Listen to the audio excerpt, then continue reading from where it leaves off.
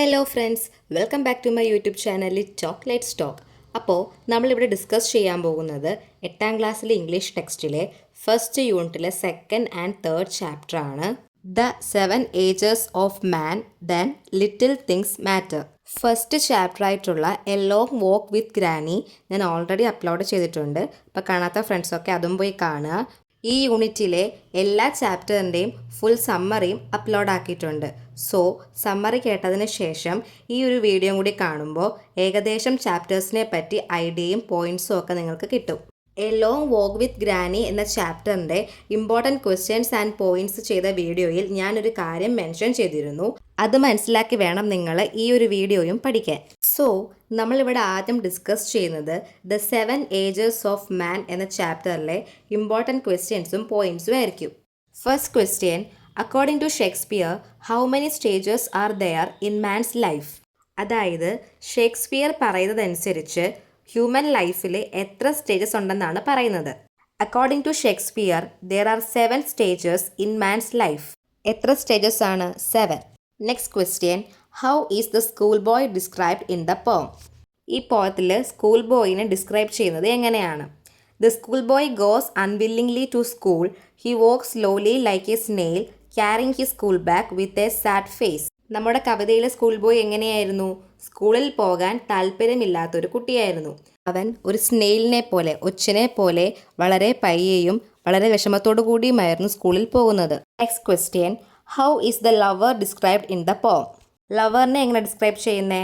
The lover sighs deeply like a furnace. He write sad songs about the beauty of his beloved. അതായത് ഒരു അടുപ്പ് ചൂള പോലെ നെടുവീർപ്പിടുന്നവനായി അവനെ ഇവിടെ എന്ത് ചെയ്തിരിക്കുന്നു? ചിത്രീകരിച്ചിരിക്കുന്നു. അതേപോലെ അവൻ സ്നേഹിക്കുന്ന പെൺകുട്ടിയെക്കുറിച്ച് അവൻ ബാലഡ്സും എഴുതുന്നു.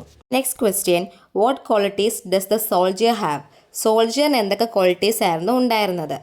The soldier is full of strange oaths, quick in quarrels and is ready to risk his life for honour and reputation. തന്നെയായിരുന്നു സോൾജിയർ. അന്യമായ പ്രതിജ്ഞകളിൽ ഓത്ത്സ് നിറഞ്ഞവനാണ്. അതേപോലെ വേഗത്തിൽ വഴക്കിടുന്നവനാണ്. അവൻ തൻ്റെ മൗനത്തിനും പ്രശസ്തിക്കും വേണ്ടി ജീവൻ പോലും അപകടത്തിലാക്കാൻ തയ്യാറാണ്. Next question, what happens to man in the last stage of life? അതായത് ലൈഫിൻ്റെ അവസാന ഘട്ടത്തിൽ മാൻ എന്താണ് സംഭവിക്കുന്നത്?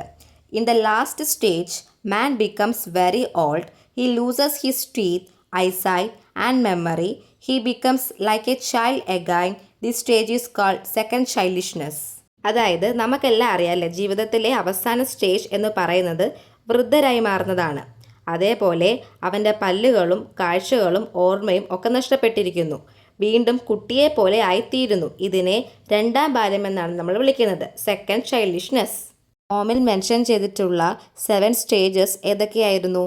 Infant, school boy, lover, soldier, justice, old age and second childhood അഥവാ ഓൾഡ് ഏജ്. അതേപോലെ ആ 7 സ്റ്റേജസിനെ കുറിച്ച് ഒരു എക്സ്പ്ലനേഷൻ ചോദിച്ചാൽ എഴുതാൻ ഒന്ന് പ്രിപ്പയർ ആയിട്ടിരിക്കുക.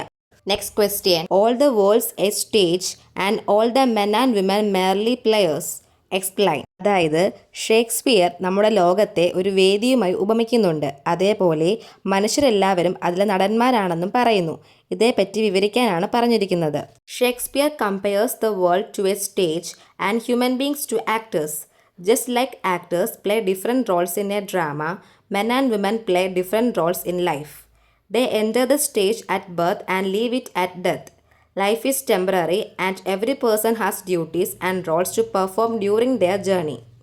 അതായത് ഷേക്സ്പിയർ ലോകത്തെ വേദിയുമായി ഉപമിക്കുന്നു. അതേപോലെ മനുഷ്യരെല്ലാവരും അതിലെ നടന്മാരും നടികളുമാണ്. ഒരു നാടകത്തിൽ നടന്മാർ പല കഥാപാത്രങ്ങളെ അവതരിപ്പിക്കുന്നത് പോലെ മനുഷ്യരും ജനിക്കുന്നിടം മുതൽ മരിക്കുന്നിടം വരെ പല പല വേഷങ്ങൾ കെട്ടുന്നു അഥവാ അവതരിപ്പിക്കുന്നു. മനുഷ്യൻ്റെ ബർത്ത് എന്ന് പറയുന്നത് വേദിയിലേക്കുള്ള പ്രവേശനവും അതേപോലെ ഡെത്ത് എന്ന് പറയുന്നത് വേദിയിൽ നിന്ന് പുറത്തു പോകുന്നത് പോലെയുമാണ്. ലൈഫ് എന്ന് പറയുന്നത് ടെമ്പററി ആണ്. ഓരോരുത്തർക്കും ബർത്ത് ടു ഡെത്ത് വരെ ഓരോ ഡ്യൂട്ടീസും ഉണ്ടാവും. സോ ഇതൊക്കെയാണ് ഈ ചാപ്റ്ററിൽ നിന്ന് നമുക്ക് കണ്ടെത്താൻ കഴിഞ്ഞ കുറച്ച് ഇമ്പോർട്ടൻറ്റ് പോയിൻറ്റ്സ്. നമുക്കിനി നെക്സ്റ്റ് ചാപ്റ്ററിലേക്ക് പോകാം, little things matter. First question, who influence young Kalam the most in this chapter? ഈ ചാപ്റ്ററിൽ യങ് കലാമിനെ കൂടുതൽ ഇൻഫ്ലുവൻസ് ചെയ്തത് ആരാണ്? His cousin Samsuddin and also Jalaluddin influenced him the most by involving him in newspaper work and encouraging his curiosity. ആരൊക്കെയായിരുന്നു? സാംസുദ്ദീനും ജലാലുദ്ദീനും. Next question, what responsibilities did Kalam take up as an 8 years old? അതായത് 8 വയസ്സിൽ കലാം എടുത്ത responsibility, ഉത്തരവാദിത്വം എന്തായിരുന്നു? He collected and delivered newspapers from the train and helped his cousin in accounts. 8 വയസ്സുകാരനായപ്പോൾ തന്നെ കലാം ട്രെയിനിൽ നിന്ന് പത്രങ്ങൾ എടുത്ത് വിതരണം ചെയ്യാനും അതുപോലെ അക്കൗണ്ട്സ്, നമ്മൾ സമ്മറിൽ പറഞ്ഞിട്ടുണ്ടായിരുന്നല്ലോ, ഈ പത്രം കൊടുക്കുന്ന വീട്ടുകളിൽ ഡ്യൂസ് ഉള്ള ആൾക്കാരുമുണ്ട്. അപ്പോൾ അവരുടെ കയ്യിൽ നിന്നൊക്കെ കണക്ക് വാങ്ങി ആ കണക്കൊക്കെ കൃത്യമായി ആരെ ഏൽപ്പിക്കുന്നു? സാംസുദ്ദീനെ ഏൽപ്പിക്കുന്നു. അതിലും ആര് സഹായിച്ചിരുന്നു?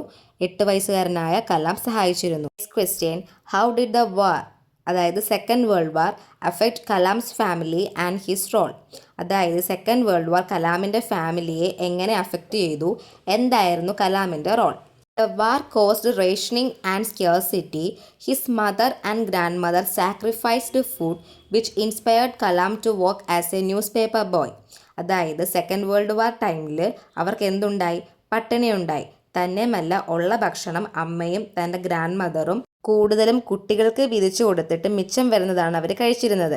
ഇതൊക്കെയാണ് കലാമിനെ പത്രവിതരണ ജോലിക്ക് പ്രേരിപ്പിച്ചത്. Next question, what lesson did Kalam learn through his early job? അതായത് തൻ്റെ ഏർലി ജോബിൽ നിന്ന് കലാം പഠിച്ച പാഠം എന്താണ്? He learn discipline, time management, responsibility and awareness of the world. Next question, how did reading newspapers influence Kalam's dreams and outlook? എങ്ങനെയാണ് പത്രവായന കലാമിൻ്റെ സ്വപ്നങ്ങളെയും ഔട്ട്ലുക്കിനെയും സ്വാധീനിച്ചത്?